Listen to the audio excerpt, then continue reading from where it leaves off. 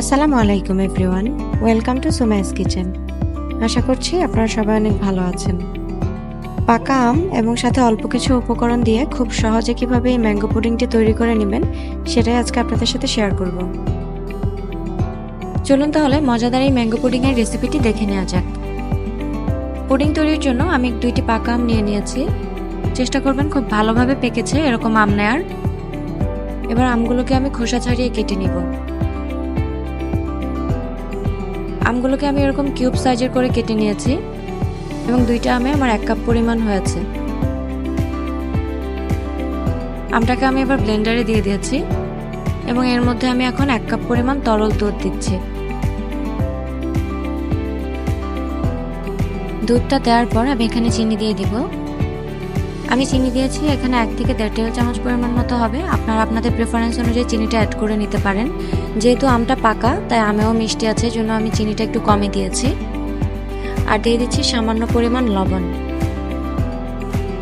এবার এই সবগুলো ইনগ্রেডিয়েন্ট আমি ব্লেন্ড করে নিব। ব্লেন্ড করা হয়ে গিয়েছে। এবার বাকি প্রসেসিংটা সেরে নিব। চুলায় আমি একটা প্যান বসিয়ে নিয়েছি এবং এর মধ্যে আমি আমের মিশ্রণটা ঢেলে দিচ্ছি। এবার আমি এর মধ্যে দিয়ে দিচ্ছি 2 চা চামচ পরিমাণ আগার আগার পাউডার। আর পাউডারটা দেওয়ার পর আমি এটাকে খুব ভালোভাবে মিশিয়ে নিব। পাউডারটা মেশানো হয়ে গেছে আর এই অবস্থায় আমি চুলাটা অন করে দিয়েছি। মিডিয়ামের থেকেও কম আছে আমি এটাকে কিছুক্ষণ এভাবে নেড়েচেড়ে জাল করে নিব।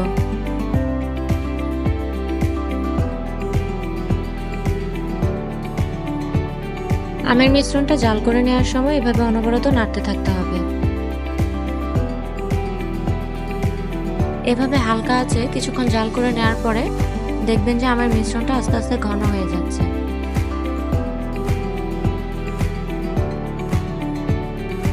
পুডিং তৈরির জন্য আমটা আমার প্রায় রেডি হয়ে গেছে। এবার আমি আমটাকে নামিয়ে নিব। আমটা আমি নামিয়ে নিয়েছি। আপনারা যে পাত্রে এটা পুডিংটা বসাতে চান সেই পাত্রে নিয়ে নেবেন। আমি এরকম একটি কাচের বাটিতে আমটা নিয়ে নিচ্ছি।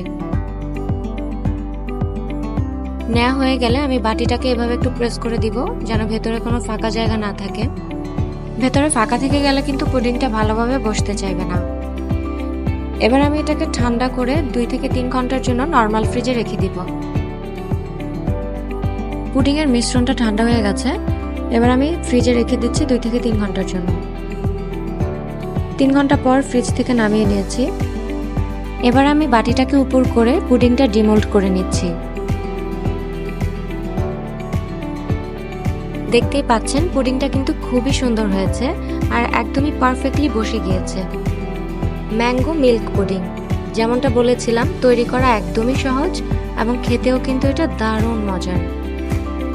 আর এমন গরমের দিনে কিন্তু এমন ঠান্ডা ঠান্ডা ম্যাঙ্গো মিল্ক পুডিংয়ের একটা স্লাইসই আপনার প্রাণ ঠান্ডা করে দেওয়ার জন্য যথেষ্ট। পুডিংটা আমি আপনাদেরকে কেটে দেখাচ্ছি। এটা কিন্তু একদমই পারফেক্ট হয়েছে। আপনারা আপনাদের পছন্দ অনুযায়ী স্লাইস করে পরিবেশন করুন। আশা করছি আমার আজকের রেসিপিটি আপনাদের ভালো লেগেছে। রেসিপিটি ভালো লাগলে কমেন্ট বক্সে অবশ্যই জানাবেন এবং আমার চ্যানেলটি সাবস্ক্রাইব করে সুমাইস কিচেনের সাথেই থাকবেন। আল্লাহ হাফেজ।